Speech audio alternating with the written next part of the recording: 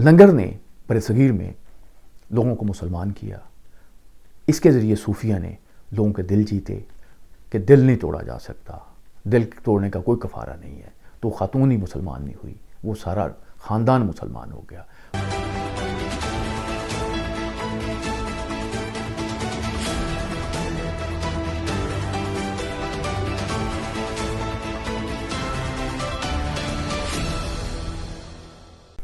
بسم اللہ الرحمن الرحیم.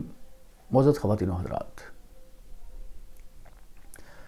کہا یہ جاتا ہے کہ برصغیر میں اسلام جو ہے وہ صوفیوں نے پھیلایا. الزام لگانے والے یہ الزام لگاتے ہیں کہ تلوار جو ہے وہ یہاں کے حکمرانوں نے پھیلایا اور تلوار کے ذریعے پھیلایا. لیکن سچی بات یہ ہے کہ اگر ہم تاریخ کا جائزہ لیں اور تاریخ کا بالکل غیر جانبداری کے ساتھ جائزہ لیں تو ہم پہ کچھ بڑے انکشافات ہوتے ہیں. اس میں کوئی شبہ نہیں ہے کہ جو صوفی ہیں وہی یہاں پہ اسلام لے کے آئے اور انہوں نے اسلام کو پھیلایا. اور جو صوفی سلسلہ جو پہلے یہاں پہ سب سے پہلے آیا وہ چشتی سلسلہ تھا. اور چشتی سلسلہ جو ہے اس کا آغاز جو ہے وہ ہرات سے کے قریب ایک قصبہ ہے, وہاں سے ہوا. اور وہاں کے جو بزرگ تھے, اس کے جو پہلے بزرگ تھے ابو اسحاق, انہوں نے یہ تبلیغ کا سلسلہ, دین پھیلانے کا سلسلہ جو ہے اس کا آغاز جو ہے وہ چشت سے کیا. چشت جو ہے ہرات کے قریب ہے. ہرات جو ہے وہ ایران کے بارڈر کے قریب ہے, اور یہ وہ علاقہ ہے افغانستان کا جس میں فارسی کے اثرات جو ہیں وہ بہت نمایاں ان کو دیکھا جا سکتا ہے. چشتی بزرگ جو ہیں وہ ہندوستان آئے, افغانستان گئے, انہوں نے دین کو اس افغانستان میں پھیلایا. پھر اس کو دین جو ہے وہ برصغیر میں آیا.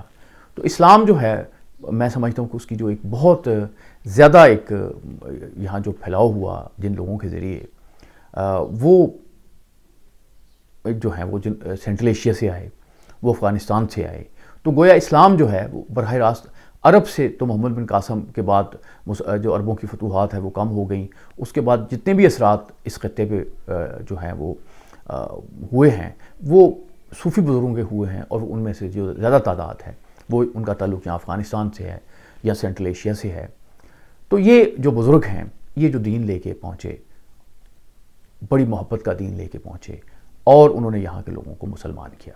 ان میں جو پہلا سلسلہ, جیسے میں نے عرض کیا کہ وہ چشتی سلسلہ تھا, اس میں خواجہ معین الدین اجمیری جو ہیں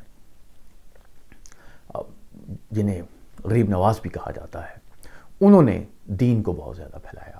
اس کے بعد چشتی سلسلے کے جو اور بزرگ ہیں ان میں بابا فرید کا نام لیا جاتا ہے. بابا فرید گنج شکر جو ہیں پاک پتن والے, ان کا نام لیا جاتا ہے. پھر محبوب الہی حضرت نظام الدین اولیاء رحمۃ اللہ کا نام آتا ہے.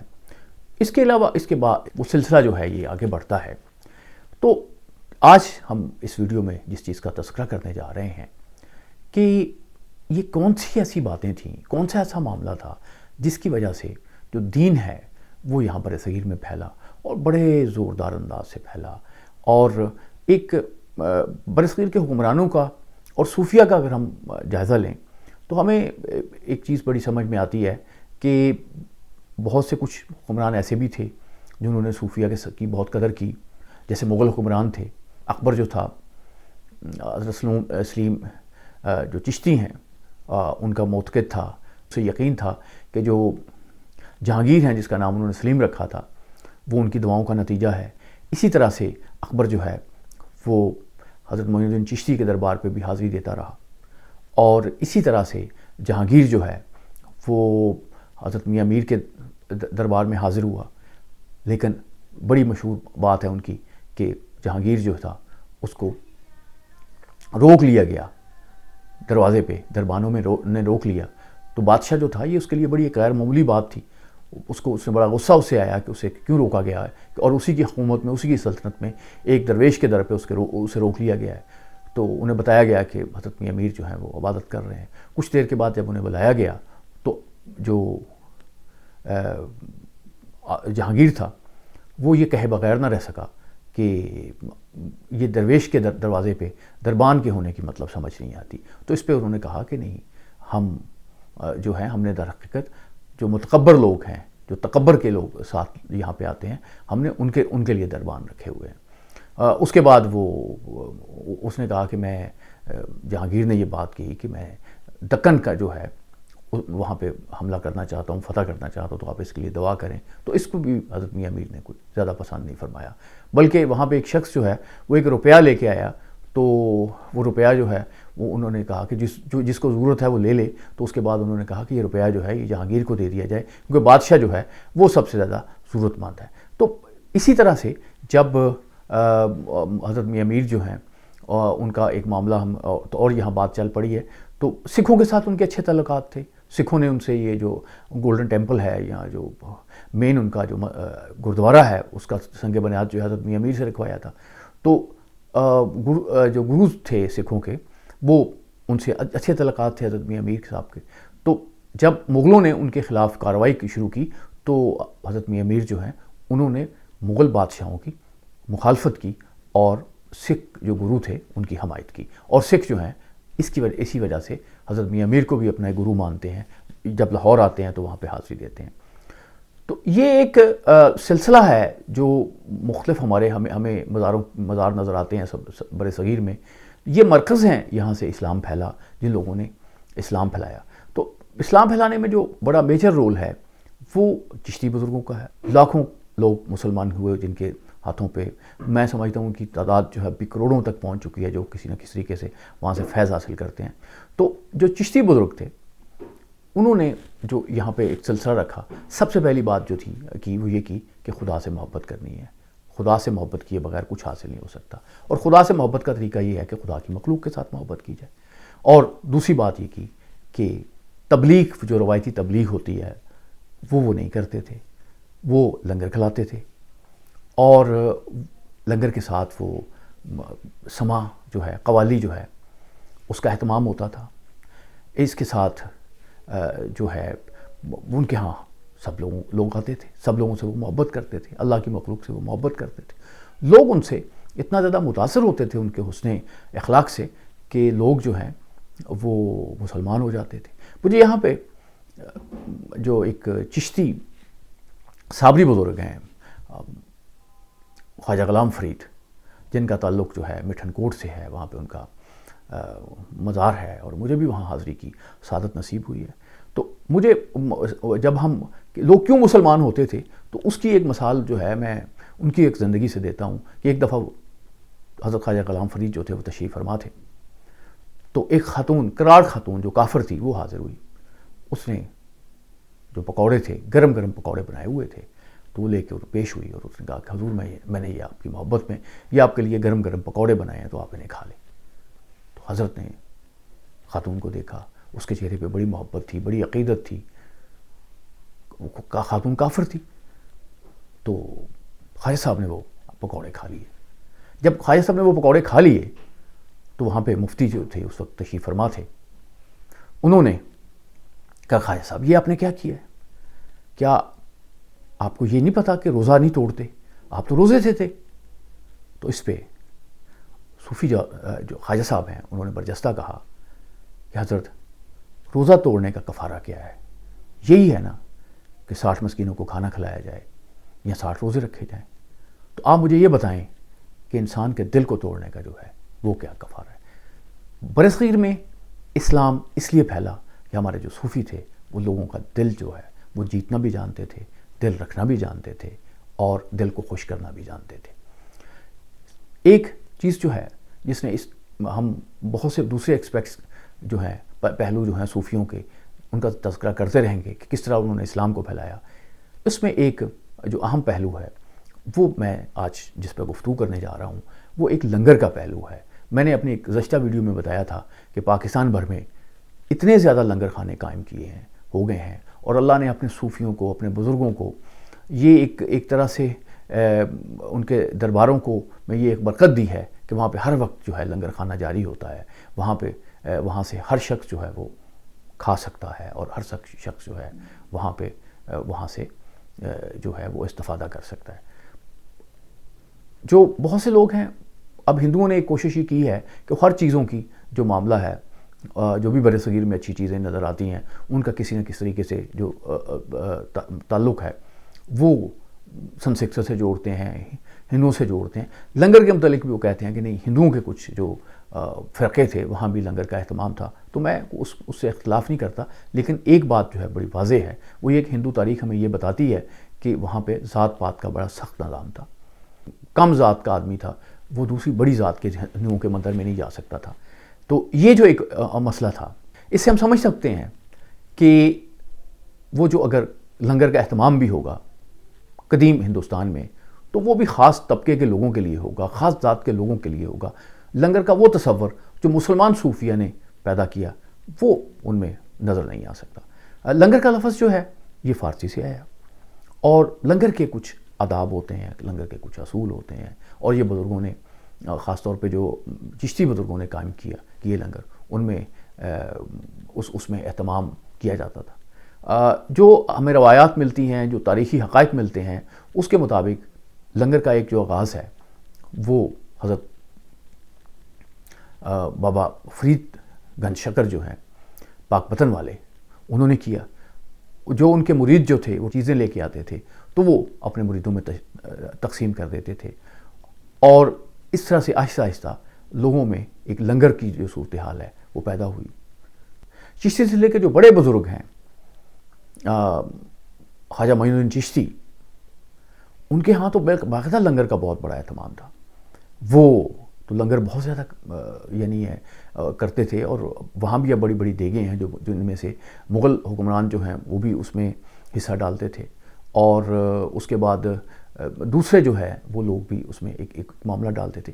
لیکن یہاں میں ایک اور بڑی ایک دلچسپ بات کی نشاندہی کروں گا کہ ہمارے یہ جو چشتی سلسلے کے بزرگ ہیں، جو قادری سلسلے کے بزرگ ہیں، خاص طور پہ چشتی سلسلے کے جو بزرگ ہیں، انہوں نے اپنے خلفاء پہ، اپنے ٹیچرز پہ، اپنے جو خاص معتقد ہوتے تھے ان پہ ایک پابندی عائد کر رکھی تھی کہ وہ بادشاہ سے نہیں ملیں گے، وہ بادشاہ کے دربار میں نہیں جائیں گے۔ بادشاہ جو ہے وہ تو ان کے پاس آ سکتا ہے ہدایت کے لیے، رہنمائی کے لیے، علم کے لیے، لیکن چشتی سلسلے کا جو بزرگ ہے اس پہ یہ لازم ہے کہ وہ بادشاہ کے پاس نہیں جائے گا۔ تو میں سمجھتا ہوں کہ یہ ایک بہت بڑی ایک ڈیسیجن تھا جس نے یہاں پہ مذہب کے بر صغیر میں مذہب کا جو پھیلاؤ تھا اس میں اس کو پولیٹیکل نہیں ہونے دیا۔ بادشاہ کبھی اسی طرح سے عقیدت مند ہوتے تھے، لوگ دیتے تھے جیسے ہندو راجہ بھی جو تھے، سکھ لوگ جو تھے بعد میں وہ ان ہمارے صوفیوں کے یہ معتقد ہوتے تھے اسی طرح سے، لیکن یہ نہیں ہوتا تھا کہ وہ خاص طور پہ بادشاہ جو ہیں وہ کسی طرح سے اس کی سرپرستی کریں۔ اس طرح کی سرپرستی کو چشتی بزرگوں نے بڑی سختی سے منع کیا۔ اسی طرح سے چشتی بزرگ جو ہیں، یہ خواجہ نظام الدین اولیاء جو ہیں، وہ قوالی کو مثلا پسند کرتے تھے، لیکن قوالی کے متعلق میں ان کا یہ تھا کہ وہ اس پہ انہوں نے کچھ شرطیں رکھی تھی۔ وہ کہتے تھے کہ اس میں موسیقی کے جو آلات ہیں وہ حرام ہیں، وہ استعمال نہیں ہو سکتے۔ اس طرح سے خواتین جو ہیں وہ اگر گاتی ہیں تو وہ بھی وہ اس کو بھی ناپسند کرتے تھے اور وہ اس کو بھی جائز قرار نہیں دیتے تھے۔ تو لیکن اس میں یہ جو ایک لنگر والا معاملہ تھا، لنگر کا معاملہ یہ تھا کہ یہ تمام ان درباروں پہ جاری ہوا، یعنی یہ پاک پتن میں جاری ہوا، اجمیر شریف میں جاری ہوا، دہلی میں خواجہ نظام الدین اولیاء نے جاری کیا۔ خواجہ نظام الدین اولیاء کے زمانے میں تو ایک وقت وہ آیا کہ بادشاہ جو تھا اس کو ایک فکر پڑ گئی کہ ایک بہت بڑا جو حلقہ ہے وہ جو ہے وہ حضرت صاحب کے پاس جاتا ہے اور کہیں کسی وقت اس کے اقتدار کے لیے خطرہ نہ بن جائے۔ تو انہوں نے یہ تفتیش کرنی شروع کر دی کہ یہ لنگر کی جو رقم ہے یا لنگر کا جو پیسہ ہے یہ آتا کہاں سے ہے۔ تو اس پہ جب انہیں پتہ چلا نظام الدین اولیاء کو، حضرت نظام الدین اولیاء کو جب پتہ چلا کہ بادشاہ جو ہے اس میں تشویش میں مبتلا ہے، اور خاص طور پہ اس کے جو امیر ہیں، جو اس کے وزیر ہیں، وہ بڑا اس میں کچھ مسائل پیدا کرنے کی کوشش کر رہے ہیں، تو انہوں نے کہا کہ لنگر جو ہم دیتے تھے اس میں اور اضافہ کر دیا جائے، اس میں اور، یعنی وہ ایک لفظ بڑیاں جو ہیں گوشت کی کسی زمانے میں ہوتی تھی، دال کی بڑیاں، گوشت، کیونکہ گوشت جو ہے وہ لنگر میں نہیں ڈالا جاتا تھا، دال کی بنی ہوئی بڑیاں جو ہیں وہ پھر لنگر کا حصہ بنی۔ یعنی اس زمانے میں بہت ایک یعنی آپ سمجھیں کہ زبردست بات ہوتی تھی۔ تو پھر اس طرح سے لنگر چلتا رہا، اور لنگر میں کہا یہ جاتا ہے کہ شفا ہے، لنگر میں لنگر جو ہے اس کا احترام کرنا چاہیے۔ لنگر جو ہے وہ قطار میں لینا چاہیے. اور بہت سے مجھے لوگوں سے ملنے کا اتفاق ہوا ہے جو بڑے امراض میں یعنی یہ ہے کہ وہ اس میں مبتلا تھے, تو وہ جو ہے انہوں نے لنگر کھایا اور بعد میں انہیں جو شفا جو ہے وہ اپنے مرضوں سے ملی. لنگر میں شفا کے متعلق جو ہے یہ بہت ایک بات کی جاتی ہے. یعنی خواجہ معین الدین چشتی جو ہے وہ کہتے تھے کہ نہیں, بادشاہ سے کچھ نہیں لینا, جو بھی مانگنا ہے اللہ سے مانگنا ہے. اور لیکن اگر ہمارے دروازے پہ, چشتی بزرگ کے کسی دروازے پہ کوئی بیوہ آ جائے, کوئی یتیم آ جائے, کوئی غریب آ جائے, تو اس کے لیے دعا بھی کرنی ہے, اس کی مدد بھی کرنی ہے, اسے کھانا بھی کھلانا ہے. تو یہ ایک کلچر تھا جو ہمارے بزرگوں نے بر صغیر میں پھیلایا, جس کی وجہ سے جو ہے بہت سے لوگ مسلمان ہوئے. تبلیغ ان معنوں میں کبھی بھی نہیں ہوئی جس طرح سے آج تبلیغ پہ زور دیا جاتا ہے. وہ اصل میں محبت جو تھی, جو صوفیہ نے یہاں پہ محبت کا ایک کلچر پیدا کیا اور جو الفت کا کلچر پیدا کیا, وہ بڑا کامیاب رہا.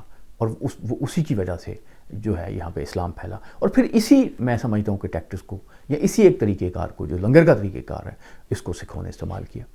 سکھوں کے تو جو ہیں گرو جو ہیں وہ ان کی تو اسلام بڑی, ان پہ تو اسلام کے بہت گہرے اثرات ہیں. اور ان کے ہاں جو لنگر جو ہے وہ مسلمانوں سے آیا اور اس کو وہ مانتے ہیں. اور بلکہ لنگر ہی نہیں آیا, خواجہ حضرت بابا فرید کا گنج شکر جو ہیں پاک پتن والے, ان کے کلام کا بہت بڑا حصہ جو ہے, بہت خاصا حصہ جو ہے ان کے کلام کا, وہ جو گرنتھ صاحب کتاب ہے, مذہبی کتاب ہے سکھوں کی, اس کا حصہ ہے. تو برصغیر میں آج ہم یہ بات کرنے جا رہے ہیں کہ لنگر نے اسلام پھیلانے میں بڑا اہم کردار ادا کیا. اور یہ اس لنگر کا اہتمام جو ہے ہمارے بزرگ کرتے تھے. اس میں گوشت نہیں ڈالا جاتا تھا تاکہ جن لوگوں کو گوشت کے متعلق ریزرویشنز ہیں, پرابلمس ہیں, وہ بھی کھا سکیں. اور لنگر سادہ ہوتا تھا عام طور پہ. کبھی کبھی بزرگ یہ بھی اہتمام کرتے تھے کہ بہتر لنگر پکایا جائے. اور لیکن لنگر جو ہے وہ بادشاہ کو بھی اسی طرح سے ملتا تھا جس طرح سے عام آدمی کو ملتا تھا, امیر کو بھی اسی طرح سے ملتا تھا جیسے غریب آدمی کو ملتا تھا. اور اس پہ کوئی پابندی نہیں تھی کہ اس شخص کا تعلق جو لنگر کھانے آیا ہے اسے پوچھا جائے کہ اس کا تعلق کس مذہب کے ساتھ ہے, وہ کس قبیلے سے تعلق رکھتا ہے, وہ کہ کیسا اس کی ذات کون سی ہے. تو گویا لنگر نے برصغیر میں لوگوں کو مسلمان کیا. اس کے ذریعے صوفیہ نے لوگوں کے دل جیتے. اور لنگر جو ہے وہ ایک بڑی تبدیلی لانے کی وجہ بنا. اور اس نے یہاں کے جو لوگوں کو میں ایک مساوات جو ہے, عملی مساوات جو ہے, اس کا درس دیا. ایک ایسا معاشرہ جو ذات پات کے نظام پہ مبنی تھا, یہاں پہ برہمن جو ہے اس کو چھونا جو ہے, بلکہ بتوں کو دیکھنا جو ہے, وہ چھوٹی ذات کے لوگوں کے لیے بہت بڑا گناہ ہوتا تھا.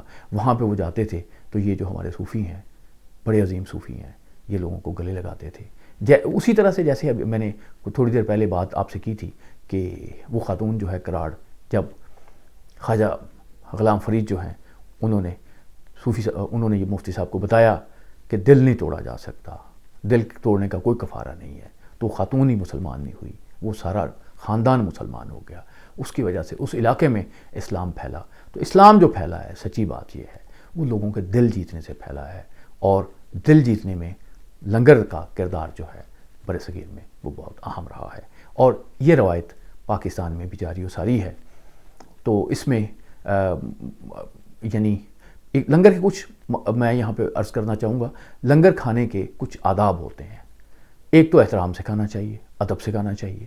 یہ ایک بڑا معروف واقعہ بیان کیا جاتا ہے کہ شاہ جہاں جو ہیں وہ اپنے بیٹوں کو لے کے حضرت میاں میر صاحب کے پاس آئے اور انہوں نے کہا کہ وہ آ کے بیٹھ گئے. تو حضرت میاں میر صاحب نے انہیں لنگر دیا. تو لنگر کی روٹیاں جو ہیں وہ شہزادوں میں تقسیم ہوئیں. تو وہ باقی شہزادوں نے جو روٹیاں ہیں وہ نہیں کھائی, وہ انہوں نے جو ہیں وہ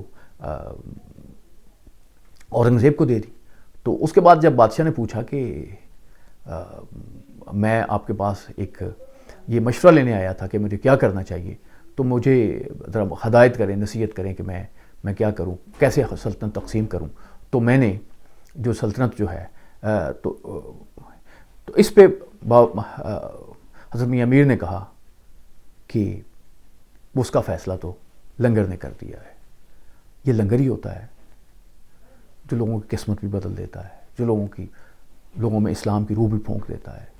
یہ لنگر جو ہے یہ ایک عام چیز نہیں ہے، یہ بڑی خاص چیز ہے، اسلام کا بڑا خاص تحفہ ہے۔ یہ اس نے بر صغیر میں اسلام پھیلانے میں، لوگوں میں دین کی روح پھونکنے میں بہت بڑا کردار ادا کیا ہے۔ یہ لنگر کے ذریعے ہی صوفیہ کرام نے، اولیاء کرام نے لوگوں کے دل جیتے ہیں، اس کے ذریعے لوگوں کی جو ہے محبت جو ہے وہ قائم ہوئی ہے۔ اور اسی لیے بر صغیر میں ایک کہاوت ہے کہ چودھری وہ ہے جس کا ڈیرا چلتا ہے اور ولی وہ ہے جس کا لنگر چلتا ہے۔